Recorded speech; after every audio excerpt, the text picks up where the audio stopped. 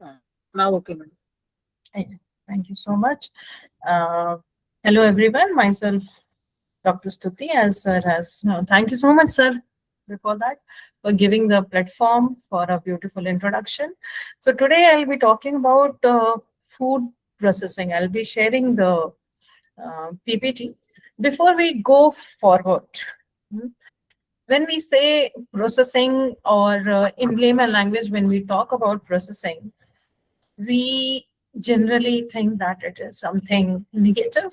It is having that Bollywood villain vibe, right? So don't eat processed food. Even not you, even me, when I talk, when I scold my students, and that time also say, "Ki, oh, this is happening because you eat not many of chips, which is highly processed." And so processing has become little, villain in the food industry, agriculture industry. So today I'll be focusing upon what actually processing is, how we should look into, how it is a high time where we can reduce using processing, the word term processing, as not as villain. So I'll be sharing a screen and then I'll go forward. So give me a second.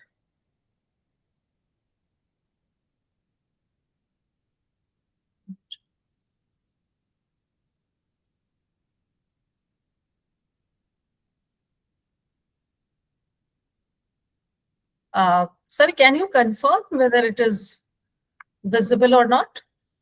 Yes, madam, it is visual, sir. Yeah. Thank you. So when I was thinking what I need to speak, and then I realized, okay, let's cover all the maximum topic when we talk about food processing. It's high time we are aware from the day farmers sow some seeds in the field. Without processing, we cannot sow seed in the field. From there to our plate to the stomach, and in a stomach also food gets processed. So it's till end, the whole processing, the journey from land to plate to the stomach. Hmm, Everywhere the processing is involved. So that's why I thought, let's better create an awareness how food processing is uh, is balancing innovation, nutrition, and how it is very much important for the public health, how it is a nexus of technology, disease prevention, and economic growth as well. So, uh, here I will be mainly focusing about the evidence, current evidences of food processing technologies, their nutritional consequences, how the implication happens on public health of ultra processed food. So in that, how the foundation formed, how innovation and industry is involved, from the public health point of view, and then the how a strategy and future will be there for the processing in coming days. So let's move forward.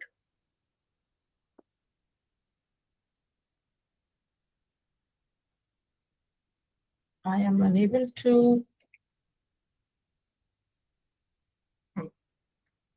Okay. So why food processing matters in 21st century? If we look upon the data, there are globally, we are feeding 9.7 billion people. No, we have to feed 9.7 billion people by 2050.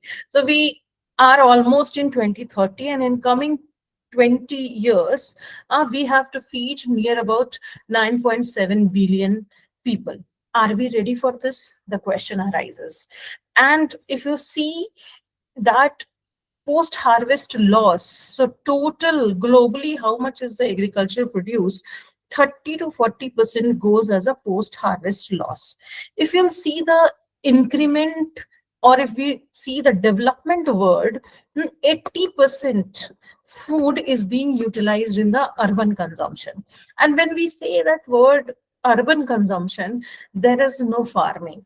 Now we are entering into the terrace farming, vertical gardening, etc. But that contributes, if you look in the data of terrace farming or hydroponic farming or vertical gardening and all, the data, if you look, it's not even 2% of the global market. So if we look or we pivot all these, then we think and then we understand that yes, we need processing in 21st century. And here today, this is what I'm going to talk about. We must shift our conversation from avoiding processing to improving the processing quality, how we are processing the food. And without processing, we cannot eat. Every day you are cooking food and consuming food. You are peeling some fruit and then you are consuming. You are not eating some part of fruit or vegetable or grain, anything. That is also part of processing. So processing matters. Processing is important.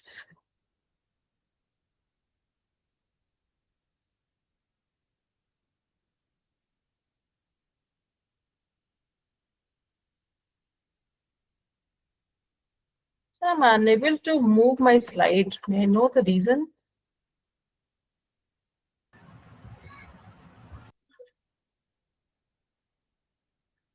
Right. So what are the global food challenges we face? And that is the reason we think that processing is important. The first thing is population growth. It is, if you look, just now I have shared that by 2050, 9.7 billion people will be there. And population growth will come with the high demand of food supply chain, which requires preservation, which requires distribution, which requires which requires industrial processing also to fulfill the required volume. And in that scenario, processing terms, the processing of food comes very important. Second factor, which is very important in global system, is urbanization. More than 80% people are there in the urban, will be there in the urban setup in coming era. How we are going to fulfill the food, how we are, and then urbanization, when we talk about, it is more and more about convenient food. It is more about self-stable food. It is more about safe consumption. And all these words, convenient, stability, food stability, the safety, all will come only through the processing. Also, the climate change, the kind of climate change we are seeing in the current scenario, preservation is robust. Preservation technology is very, very important, and we have achieved. I'll be discussing. We have achieved. We have many such technologies where things which we are not able to preserve, now we are able to preserve that. Then comes the malnutrition. Double burden of the malnutrition. Double burden of the malnutrition means if in the same family, in the same population, you will see there is a one child who is not, who is obese. Another, in the same family, you'll see that there is one child who is undernourished. Now, how to tackle this problem? We should come up with a solution that should solve, we should come up with the food that should solve the problem of both, for the one who is overnourished and the one who is undernourished. And in moving to all these scenarios, we have to, these are the four major challenges globally which we are facing, and where food processing can play a very important role to restructure, or at least to give some solution. Maybe we might not be able to feed whole 80% of the population who are living in the urbanized setup, but if we are reaching 75 also, that is because of, that will be because of food processing only. Because what we have to increase, the first target should be to decrease the post-harvest loss. Climate change, the losses due to the sudden, suppose torrential rains, or suppose After harvesting, food is kept outside, and then rain comes. Any flood comes. If you look into the Indian scenario, we have many types of natural disasters. In that scenario, if we process the food timely, if they process the food just after the harvesting, we can reduce the losses. And if we are reducing those losses, the processed food may reach to the needy population, especially for the malnutrition, or especially for the urban requirements, or looking into the population growth, which is the another, which is one of the important challenges which we are going to face by 2050.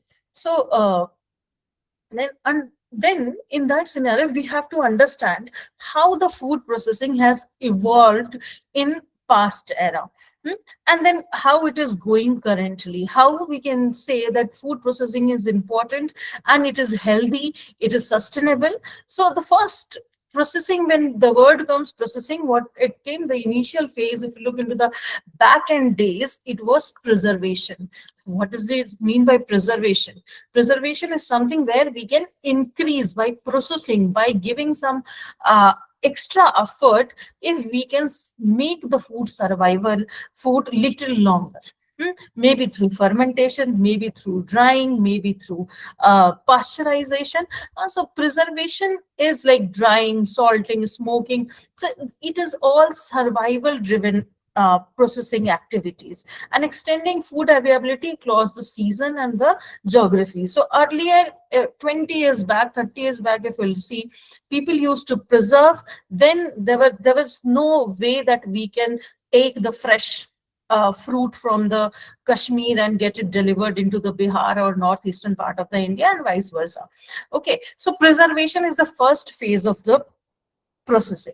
Then the second phase is safety. When it comes to the safety, why do we do the pasteurization? Why do we do canning, sterilization? I'm sure these words are not new for all of you. So safety is the one major challenge, and through processing, through food processing, we can ensure the safety. We can provide the safe food to everyone's plate, and this is what the agriculture means. Then comes convenience. Now we are living in the era of convenience food. You have everything at your doorstep, and it can be cooked within minutes. It can be, you need not to process at home. It comes processed from outside. It can be processed in the industry and can be consumed, and it gives equal amount of processed food. Now people talk about that, don't eat chips, or don't eat any other processed food which comes in the market, or the convenient food. Let's not talk about the processed food, the convenient, ready to eat food, ready to cook food. So that they say that this is not good for health. Fine, I agree. Once I take it once. My question is, when you consume whey protein, whey protein is ultra processed food. Ultra processed food. But it is being consumed, it is being sold in the market in the name of good health. How come?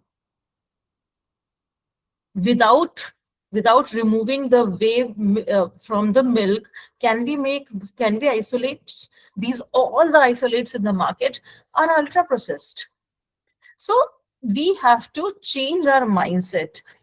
So the third phase is convenience, and the fourth phase is health and sustainability, where high pressure packaging, precision fermentation, AI based formulation.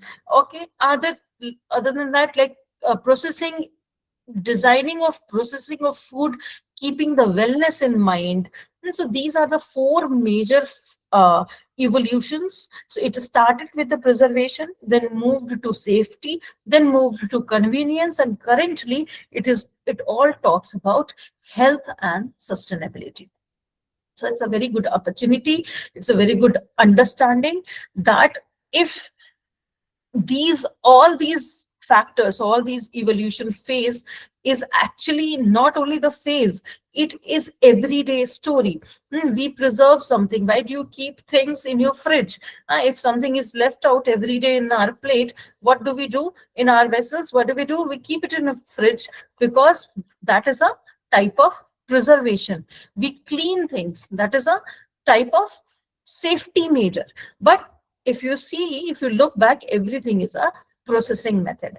Sometimes we boil and it goes for the convenience food. So that's how food processing is important. It is having four major evolution phases, and ironically, all the phases go hand in hand parallelly. Hmm? It does not go separately, it always goes parallelly. So that's how it says that we moved from survival to the convenience. Now we must move to wellness. Wellness is the current market. Current market is not preservation. Current market is not safety. Globally, if I talk about Indian current market is safety forever. Convenience food, if you look into the practices of the Japanese practice, people cane everything. US practice, they cane everything.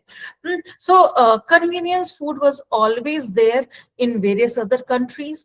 India, it is evolving, but it has not evolved fully. That's why convenience food market is not very much acceptable. So we are still in the safety and the convenience phase. If you look into the Indian scenario, then yes, it is high time, though we are in that phase, it is a high time that we should move to the healthy and sustainable phase through processing.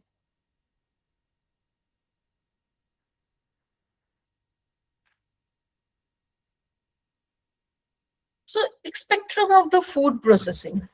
Now, to understand, when I say that this is high processed, this is low processed, this is processed, so there are four major spectrum I'd like to share here. That first is minimally. When do we say it is minimally processed? Like you are just washing something, you are just cutting something, you are drying something, that is minimally processed. You're not adding any other ingredient, you are just doing simple alteration, you're removing the peel. That is minimally processed products. When I say processed culinary ingredients, when you add oil, when you add flour, sugar, salt, when you extract these things, salt is extracted, sugar is extracted, flours are extracted. Also, and then you, in any form, refined form from the natural source for the cooking purpose, for the consumption purpose, then it is called as processed culinary ingredients. Then what is processed food? When we say processed, then when you are after extracting, when you are canning it, when you are packaging it, when you are converting into a new food product like dairy. Dairy is the main product is either milk. The main product is milk, but from milk, how many different types of product we are bringing and we are making it available in the market? That is processed food. Cheese, curd, meat, preservation. It comes, then those products are called as processed food. Then comes highly transformed, like isolated soy protein burgers, reconstituted snack products from the from industrial formulations with multiple additives, or your cakes in the market, the colors of the cake available in the market. Not only that, currently the gauze fuzz is being used for making various bakery products. Those are highly transformed, and that's how it should be consumed in a less amount. So this is how the spectrum of the food processing looks like. I will show some few more models how we can identify that what type of food is processed food, so that it will be easy for everyone, for the farmer to understand how much processing I can do, for a student to understand how much awareness I should have, for a buyer, for a consumer, for industrialist also can have the understanding that how much we can process and in what way. Processing is always about the correct designing. If we are doing the correct designing, there is no problem. One can process the food and it won't act as a villain in the consumer's life.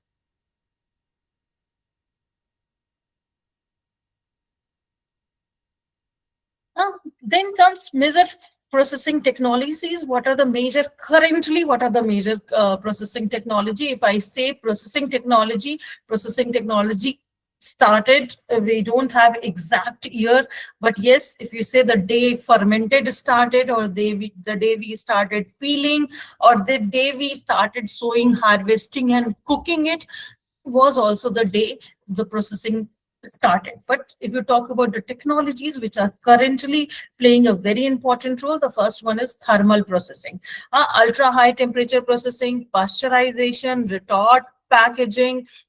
So which they are the primary tools nowadays being used for the safety and increasing the shelf life of the product. What happens in the thermal processing? We can protected from the deadly pathogens. But ultra high processing, there are nutrients like vitamin C, folate, vitamin B. When it goes for the ultra high treatment, we lose them. And here it comes that this processing becomes a villain, because if we are treating something with ultra high processing, ultra at thermal processing, it is going to lose few nutrients. I will tell if we are losing, then what we are doing. Okay. Then comes mechanical processing, extrusion technology, one of the best technology currently, and giving the one of the highest, if you check it, the marketability. Extrusion technology is something, if you can see all the shapes of pastas you are there in the market, or the noodles are there in the market, and various kind of ribbons are there in the market, ribbons, edible ribbons I'm talking about, and so on. It all comes from the extrusion technology only. So the mechanical processing, where milling, extrusion, homogenization, where it gives a new shape, it gives a new texture, it gives a new physical form to any food, that is called mechanical processing. Okay, so if you'll see in milling, what we do, we generally remove, in milling what happens, we remove the skin. With the skin, there are chances that fiber may go off, that vitamin B may go off from the whole grain. So yes, these are the some, there are many benefits, but there are some lacunas as well. We'll go through one by one how to overcome these lacunas. Then comes non-thermal processing, where we do high pressure packaging, where we do irradiation technology. Now, irradiation technology is like one-time investment. It is expensive, but again, it's a one-time investment. Once irradiation, and till now there is no harmful effect has been found through the irradiation. Like the potato gets sprouted. If you look into the climate of Bangalore, Pune, these areas humidity is high, and potato sprouts at a very faster rate than the northern part of the area. In that scenario, irradiation technology comes very important, where through irradiation we stop the sprouting. We stop the sprouting of the potato, and that's how it increases the shelf life. And that is non-thermal processing, and that way it gives the good market also. So, and also, if we are doing non-thermal processing, of course, we are able to reduce the loss. I will not say that there is no loss at all. There is a loss, but we are still able to save good amount of nutrient in the particular food. If there is a deficiency from other food, we can fulfill that deficiency. Then comes biochemical processing, like fermentation, enzymatic treatment. So enzymes are being used, especially in the juices, natural enzymes, or synthetic enzymes as well, in fruit juices like orange juice, so as a debittering agent. So here biochemical processing plays a very important role. Also, fermentation process, it increases the mineral absorption in the body. It produces good amount of vitamin B12. It generates beneficial metabolites. So that's how biochemical processing plays an important role. So these are the major four processing methods which are existing currently. A lot of research is already done. Lot of research needs to be done for the betterment, for the precise, like precision fermentation is the new thing. Not only that, food product development, it always in the that run, in terms of food product development, we need always, every time, what we need something new in our plate. So to bring something new to our plate, these processing methods plays a very important role. Innovation in industry, if we see the pivot between innovation and industry, non-thermal technology, precision fermentation, economic scale, and food safety plays a very important role, where modern food processing play can have a very good impact. If you see the economic scale, $50 billion market is there in the is there globally only through the food processing. I'm not talking about agriculture, it's a part of agriculture. So not only agriculture, not only the not the whole agriculture, only the food processing, the post harvest technology, what we say. So there the market is such a huge. So let's go one by one. Then emerging technologies are non-thermal processings. I have just discussed about it. So non-thermal processing, the first thing is high pressure processing. So here what happens, we, through the high pressure, at very high pressure, what we do, we retain the good amount of juices. Like one better example, and vitamin C is one nutrient which gets it's a which gets lost when the processing happens, especially the thermal processing. Okay, in that scenario, when we are packaging through the high pressure, what happens, more than 50% of vitamin C is retained. And we all know how important the vitamin C requirement is there in the body. If you see the requirement, RDA, it is very less, but that much also fulfilling in a correct way in the body every day is challenge for every human being. What we see, we get up, we talk about protein, but actually, other than protein, vitamin C or any kind of nutrients are very much important. They are more important than fulfilling the protein, because for the proper digestion of protein, also we need, for the proper digestion, absorption of the protein in our body, we need a list of micronutrients. So that's how this emerging technologies help us.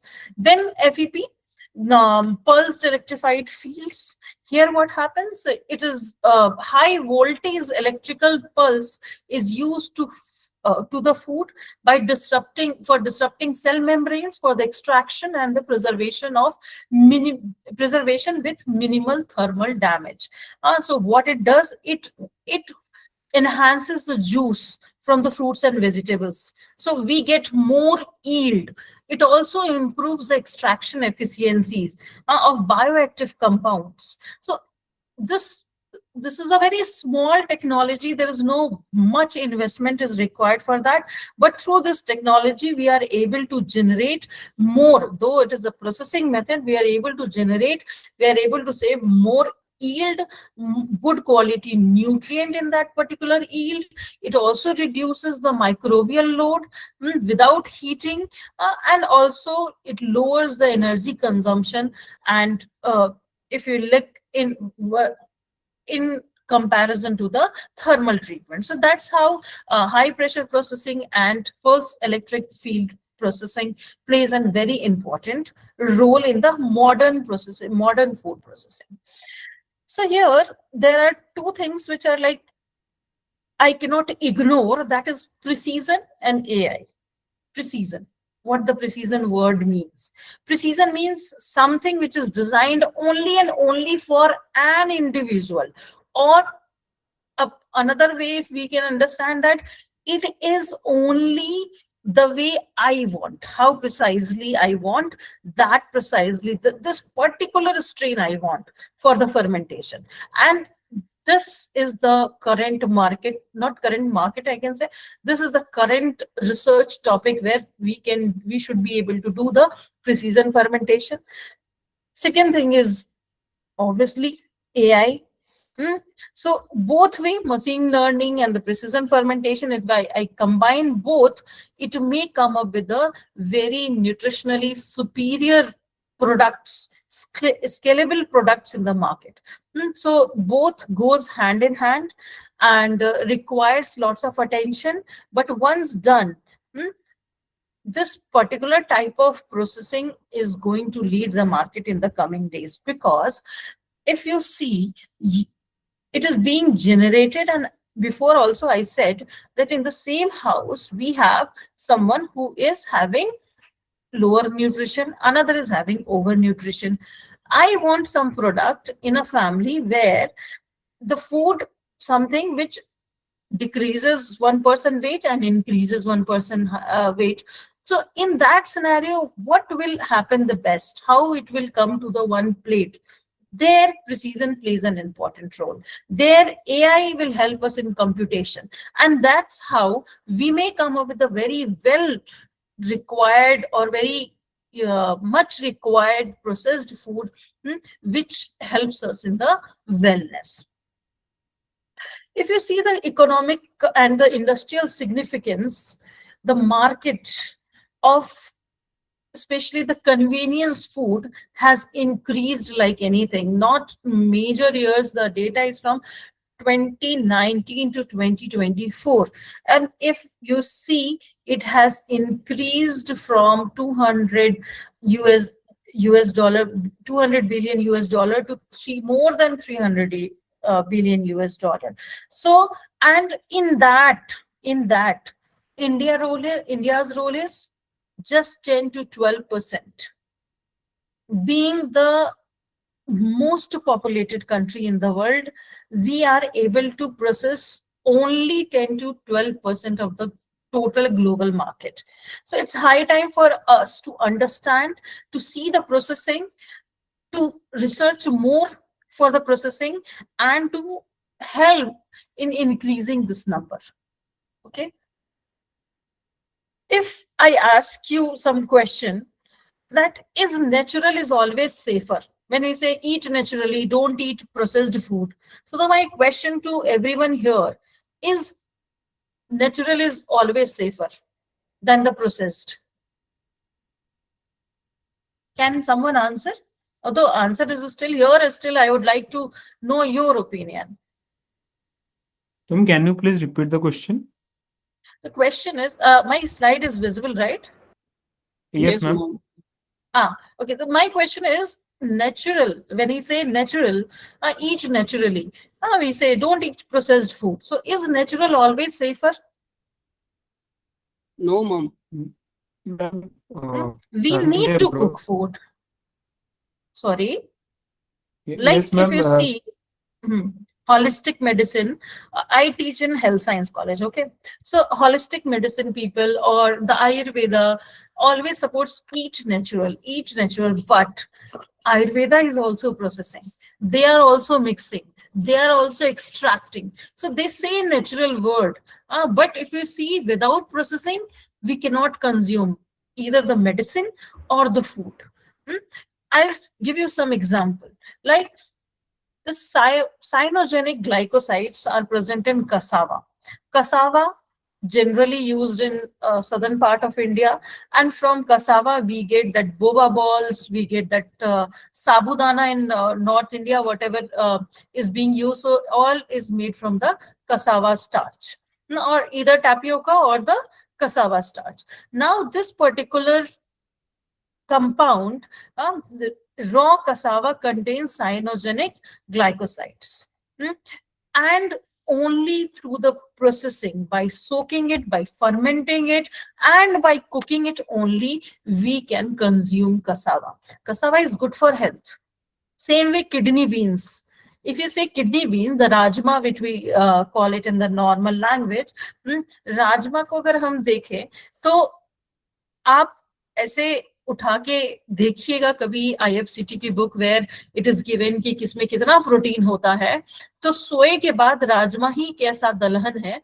After soya rajma is the lentil and pulses category. Rajma is having the highest protein, but at the same time it contains a toxic lectins that is called as PHA, phytoamigglutinin. Sorry for that. Okay. And but if we boil rajma just for 10 minutes after soaking, okay, soaking is not mentioned here, but after soaking, if we boil, that gets solubilized into the water. That water should not be used for the consumption, and then it should be washed with what normal cold water, then it should be used. Otherwise, these toxins can lead to death. Same with the aflatoxins present in the natural grains. Where aflatoxins are present, they say animal should also not eat it. So if it is not safe for animal, how it will be safe for the human beings? So natural, and these are the few examples I quoted here. There are many such examples. Tomatoes are best, right? But the tip of the tomato, from where it is attached to the plant, that particular part of the tomato should always be removed. Tomato is rich in lycopene. It is anti-cancerous, but that one tip of the tomato is carcinogenic also. And there is n number of such things where processing is highly required. So thinking that natural is always safe is scientifically inaccurate. We can't say that natural is always safe. There might be potential hazard in that. We need to always, in general, what we say, wash it and eat. But not only washing will help.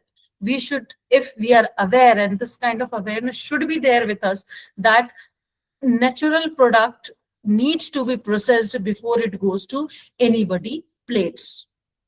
Many times what happens, as a nutritionist, I promote eating salad, fine, but as it is not coming from your farm, I also say, please at least steam your salad. That will reduce the anti-nutrient compound also, toxins also, maybe some pathogens are present, that also.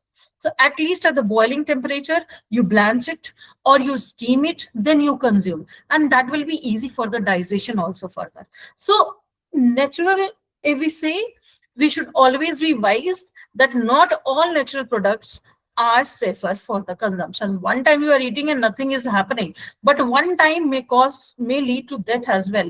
If you see, there are some anti-nutrients present in cucumber or bottle gourd, and there are people who feel to eat even the egg. People have habit of consuming raw egg. People have habit of consuming drinking the bottle gourd juices, but without the knowledge, if you are not processing it, that anti-nutrient factor can lead to the death to a person. So always it is necessary that you should have awareness what you are consuming. If there is any anti-nutrient present by chance, process the food. That is very important. If you check the case studies, there are many such case studies where anti-nutrients have taken life of many people. Many such cases from India to anywhere in the world, such kind of evidences are present.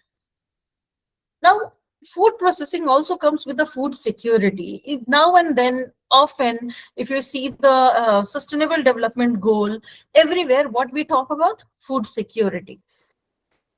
Food, not the nutrition security, that is different, but only the food security. Leave the nutrition part here, just food security. And here, when we talk about food security, what is the first thing? Price stabilization. How we can stabilize the price? Currently, there was no cylinder, LPG, and price goes high. Though government did not hike the price, but petrol price goes high. Why? Because of lack of the availability. Same way, if we are processing and keeping it for the longer period, if we are increasing the shelf life, availability will always be there in the market. If availability is there, price will be stabilized. Post-harvest loss reduction. From the beginning, I'm talking about that post-harvest loss is very, very high, 40%. Suppose we are generating 100 gram, out of 100 gram, we are only able to save 60 gram. 40% is the loss, post-harvest loss. Doesn't matter what is the reason, loss is loss. We cannot consume, it is no more. So better to process in the field, and then it should come to the storage unit. First step of processing happens there only.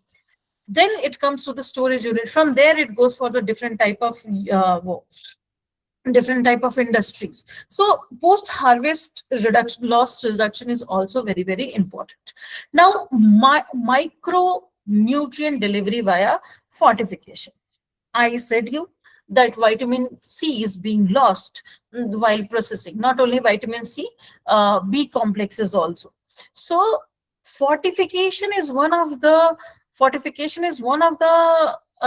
invention where if there is a loss of nutrient, those nutrients can be re-implicated in that particular food, and that is fortification. Then comes that multiple types of fortification.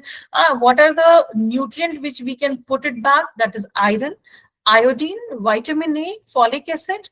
We can scale it back into the food even after the loss. Okay, so that is one major challenge. And when we say food security, if I say that every person should get the food, that does not mean food should have lack of nutrients. It should have at least the recommended dietary allowance per plate required, per person required. Each plate should have that much of nutrition. And when I say nutrition, I'm talking about macronutrient also, micronutrient also. Okay. Then another way of food security by processing and then cold chain. Cold chain has made our life easier like anything. All of us, any of us can import mango season, lychee season. It goes, we can import we can import to any part of the country and make it, not country, any part of the world, and make it available. So that way, cold chain infrastructure is very, very important. It also, and processing technology enables the food access in the remote and the urban, and the poor communities as well. During COVID, we all have seen that only how much food was there in the country, that the government was able to provide good amount of food to each human being. What happens at the lower level, whether it goes to them, that is not the matter of concern currently. The matter of concern is we had that much to liberate. How we had? We had through the processing only. Without processing, we could not have saved that much amount of food. Then food safety, processing, how it concerned, how it is like, it mingles with the food safety. So we have some regulatory authorities. There are many regulatory authorities, Codex Alimentarius, or agriculture based, even BIS, ISI. There are many such regulatory authorities which works.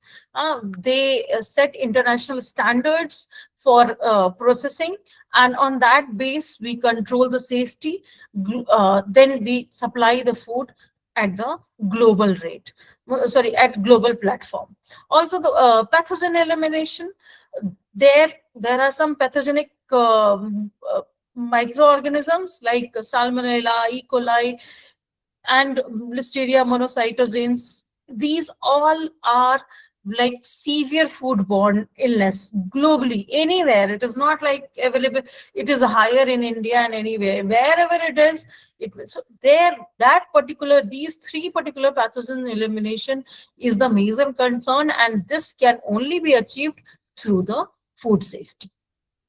Then comes HACCP, Hazard Analysis Critical Control Point. We all have knowledge about all agriculture field. They must be, especially the industry. It is necessary to have HACCP unit in every processing unit, and this helps in providing the safe food, packaging the safe food. It is one of the science-based, major preventive control, and it is very successful. The whole HACCP, and HACCP is highly famous. Other than that, there are many types of CCP depending upon the types of if you are using the beverage industry or the brewing industry or the meat industry or the dairy industry, there are different types of critical control points. Their processing happens. Then only we are able to deliver the safe food. So processing at the end is not only a commercial activity, it is a public health intervention and at civilizational scale. And processing includes changes in nutrition quality. I have discussed, let's discuss this more detailed. So if you see if we are doing milling, what will happen? There will be a loss of some dietary fiber. There will be a loss of vitamin B. If you are boiling the tomatoes, there is a gain. There is a gain of what? There is a gain of lycopene bioavailability in the body.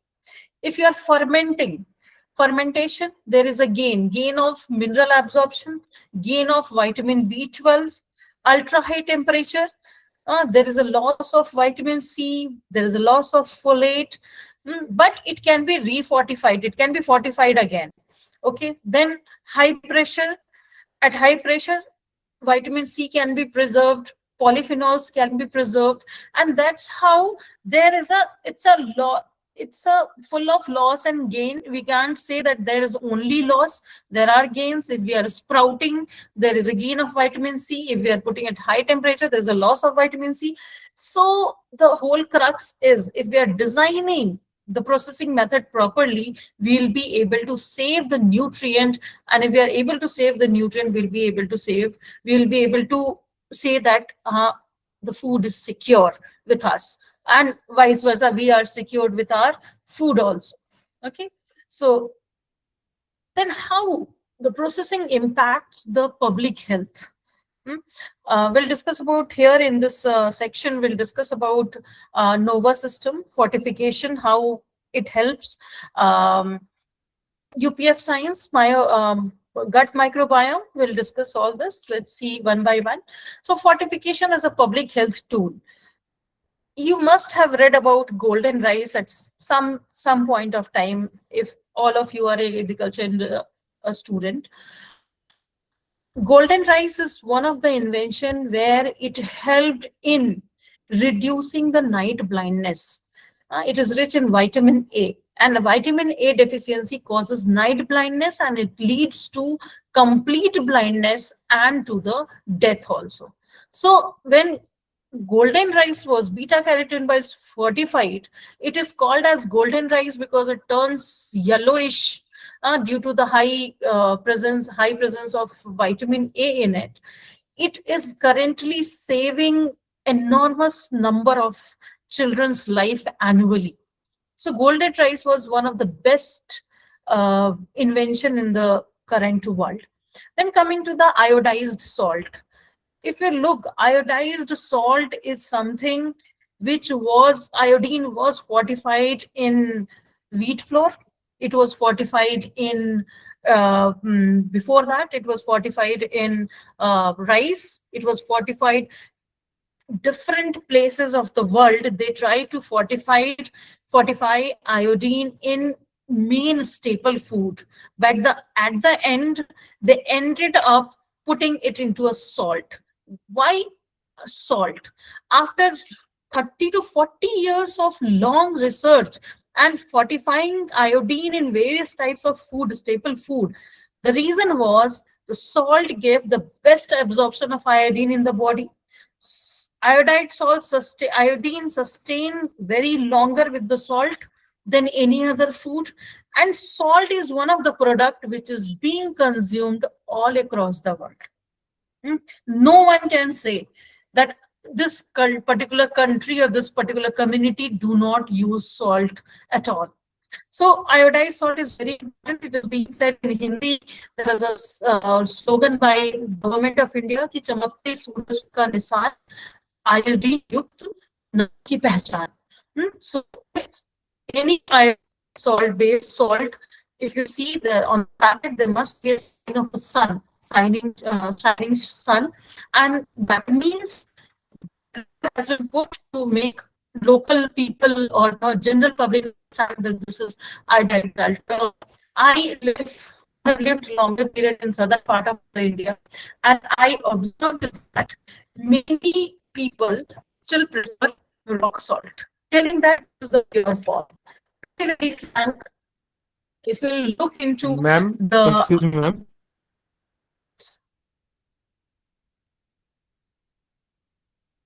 hello, Ma'am, your PPT is not visible now. okay, Now it is visible, Mom, we are seeing.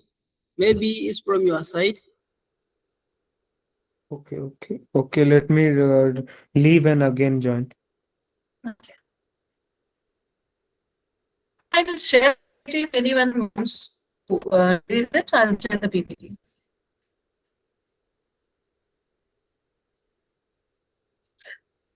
So I would like to continue. Let him join again. So AgriExcell is having such a great story, and after doing so much of effort, I know many families do not prefer consuming. But iodine is very important for neural development.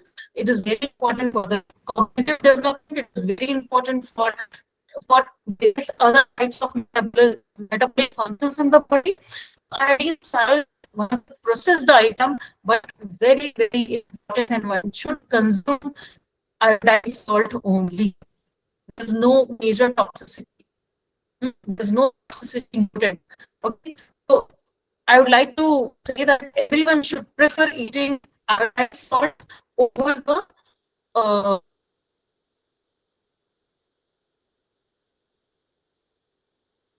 Ma'am, your voice is breaking and your PPT is not visible, ma'am.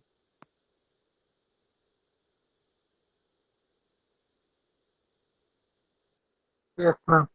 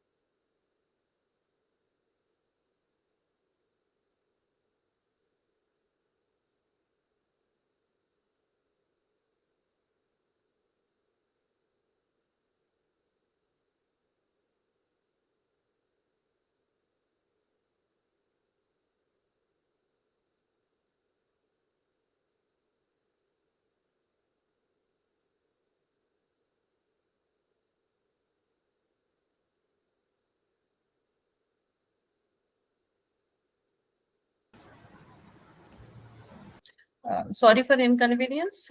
Due to heavy rain, there is an electrical disruption. I'll reshare.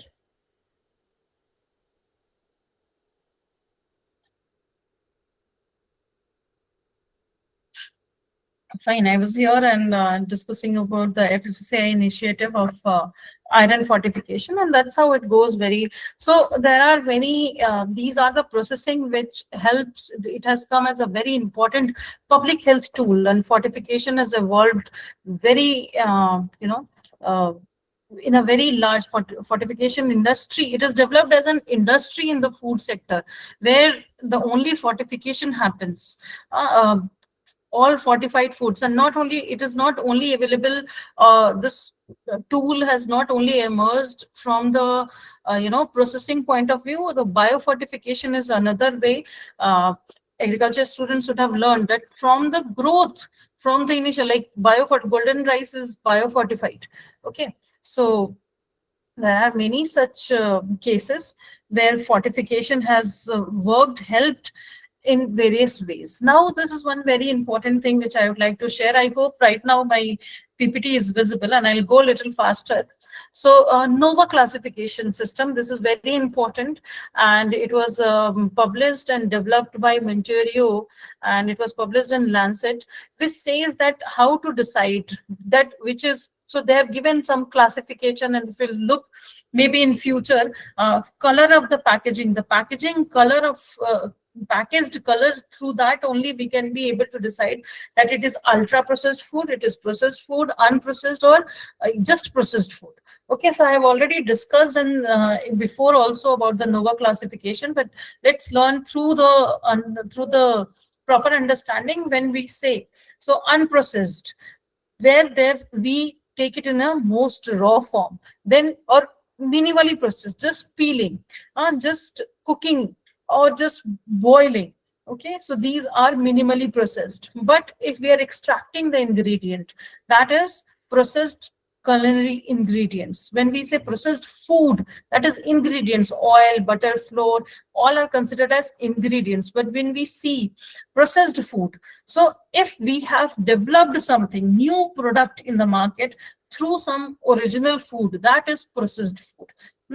Then comes ultra processed. I have already told, like soy protein isolates, or extraction of any vitamin C from any fruit, extraction of glucose from any natural source.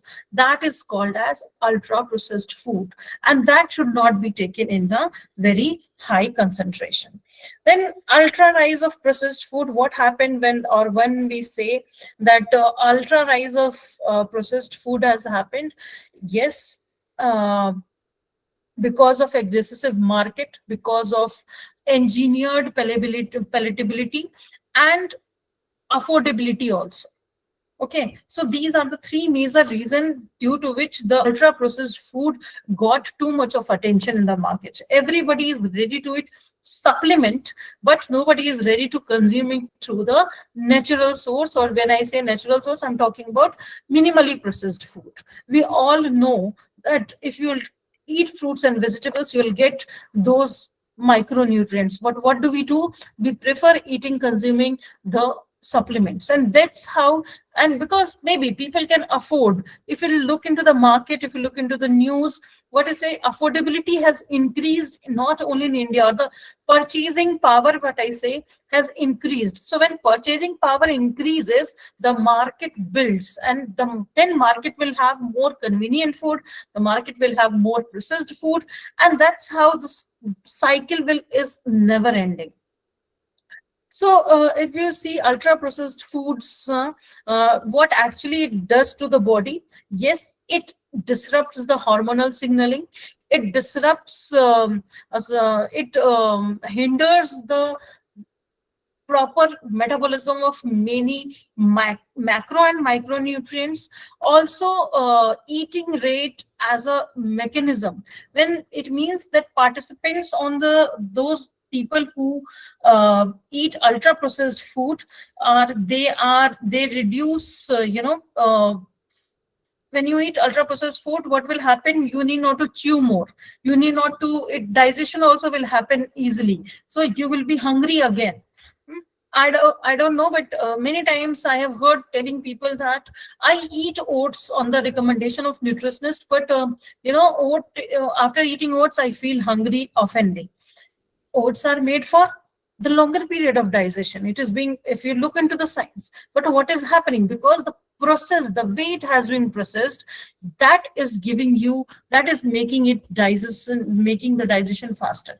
So before we consume, we should have the awareness what we are actually consuming, and then choose wisely that how much of the ultra processed food should be there in your plate per day. So there are few major things which comes, obviously all are lifestyle disorders mainly. Even your mental health is a lifestyle condition. Type 2 diabetes, cardiovascular, cancer cancer also comes with a major, mostly with the lifestyle conditions. Smoking, drinking, bad habits, what we call it, tobacco consumption. No? So that is everything. Market is there, it is processed, but which, and these, if you see, these are the four major mental health. These are the four major conditions which is prevalent across the globe. It is not like only India, in US, only in, we are the diabetic capital, as in we Indians are the diabetic capital, highest rate. So here we know how much ultra processed food should be consumed, how much processed should be consumed. This is the right time where we need to design the processed food so precise that it should, process is not bad. At the end, I would like, processing is not bad. What is bad? Bad is that how it is designed, how it is being delivered to the customer. So I'd like to wind up fastly. The same thing is here, how these mechanisms have adverse effect. Hyperpalatability. You eat a chips packet. What happens? Packet, there is a taste flavor called as umami. So you eat once, and due to the that particular Ma'am, chips, your due to the voice is presence breaking, of, ma'am. okay, I'm so sorry, there is no internet. I have connected with, because there is no electricity. I've connected it with phone actually. Is it fine now? Yes, ma'am. So what I was saying is, if we, I was talking about umami. So umami is a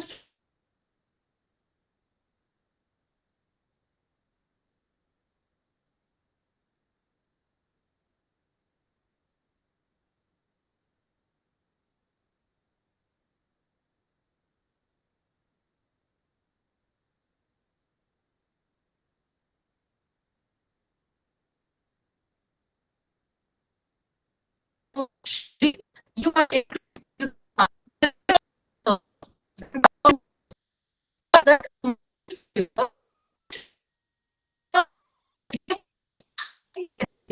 high credibility, what we are doing, we are consuming it more.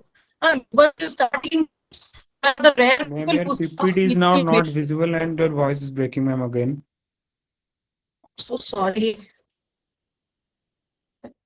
It is connected.